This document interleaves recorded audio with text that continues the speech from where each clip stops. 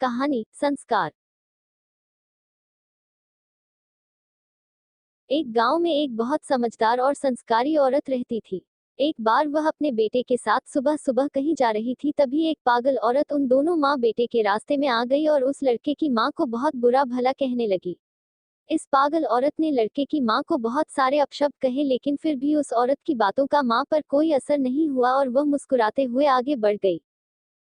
जब उस पागल औरत ने देखा कि इस औरत पर तो उसकी बातों का कोई असर ही नहीं हो रहा है, तो वह और भी गुस्सा हो गई और उसने सोचा कि मैं और ज्यादा बुरा बोलती हूँ। अब वो पागल औरत उस लड़के की माँ, उसके पति और परिवार के लिए भला बुरा कहने लगी। लड़के की माँ फिर भी बिना कुछ बोले आगे बढ़ते रही। काफी देर भला बुरा कहने के बाद भी जब सामने से कोई प्रतिक्रिया नहीं आई, तो पागल औरत थककर लड़के की माँ के रास्ते से हट गई और दूसरे रास्ते पर चली गई। उस औरत के जाते ही बेटे ने अपनी माँ से पूछा कि माँ, उस औरत ने आपको इतना बुरा भला कहा, पिताजी और घर के अन्य लोगों तक के लिए बुरी बातें कही, आपने उस दुष्ट की बातों का कोई जवाब क्यों नहीं दिया? वो औरत कुछ भी जो मन में आया बोलती रही और आप मुस्कुराती रही, क्या आपको उसकी बातों से जरा भी कष्ट नहीं हुआ? उस समय माँ ने बेटे को कोई जवाब नहीं दिया और चुपचाप घर चलने को कहा।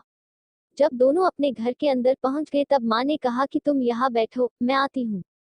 कुछ देर बाद माँ अपने कमरे से कुछ मैले कपड़े लाए और बेटे को बोली कि यह लो, तुम अपने कपड़े उतार कर ये कपड़े पहन लो। इस पर बेटे ने कहा कि ये कपड़े तो बहुत ही गंदे हो रहे हैं और इनमें से तो तेज दुर्गंध आ रही है।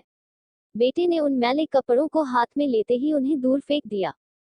अब माँ ने बेटे को समझाया कि जब कोई तुमसे बिना मतलब उलझता है और भला बुरा कहता है, तब उसके मैले शब्दों का असर क्या तुम्हें अपने साफ सुथरे मन पर होने देना चाहिए। ऐसे समय में गुस्सा होकर अपना साफ सुथरा मन क्यों खराब करना।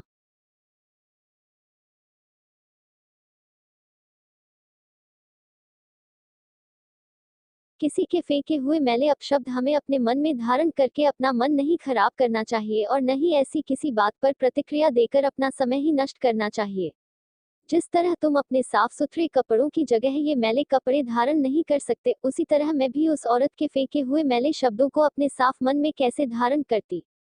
यही वजह थी कि मुझे उसकी बातों से कोई फर्क नहीं पड़ा।